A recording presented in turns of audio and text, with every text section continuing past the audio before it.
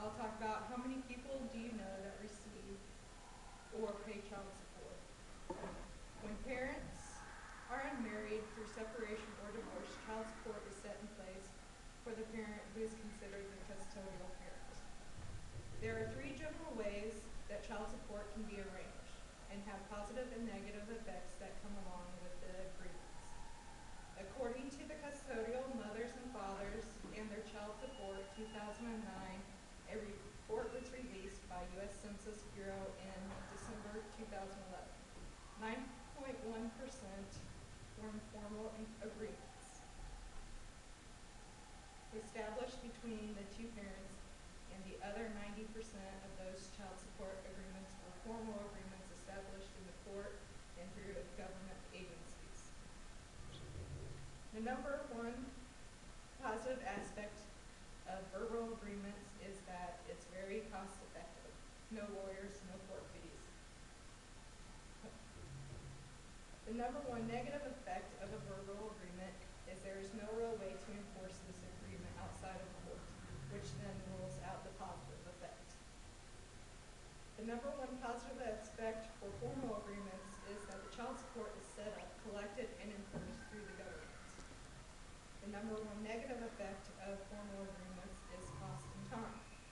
The cost of a lawyer in court, and also the time it takes for both lawyers to establish adjustments and enforce or support. How is child support paid? In many instances, child support breaks down into a simple formula that will be determined by the judge. Depending on how many children you have, for the most part, a percentage of your net income. The amount after you pay taxes that you actually take home will be owed to the custodial parent. This is not true in all instances, though, as the needs of the child are determined to be the primary factor in paying child support. For example, in the states such as Illinois, child support would be calculated at a 20% of the non-custodial parent's net income for one child. However, if the person makes little to no money, they will still be ordered to pay some reasonable amount of money to help support that child.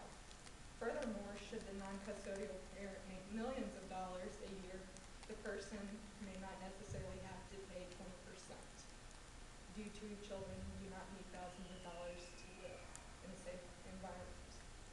Other states such as Florida do not start out with a base amount of support that is needed to be paid to the custodial parent.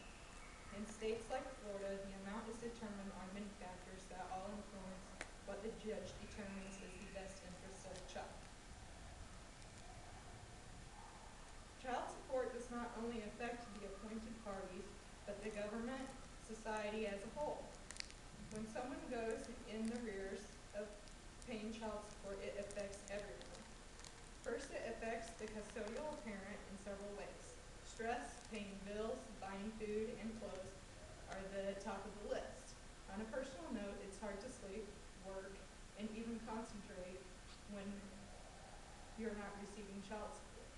What is the right way to tell your children that we cannot buy anything or spend any money because daddy does not pay child support? Second, it affects the children mentally and sometimes physically. The mental effects is they have to worry about eating or having clothes or shoes that fit. The physical effects that can be that they don't have anything to eat or the environment they live in. Third, it affects the government. This is when the laws has to be enforced, the payments of the custodial parent needs assistance for them and for their children. Examples are NC Plus, Medicaid, WIC, daycare assistance, food stamps, to name a few. Again, on a personal note, as a mother that receives little to no child support, at this point I am too proud to do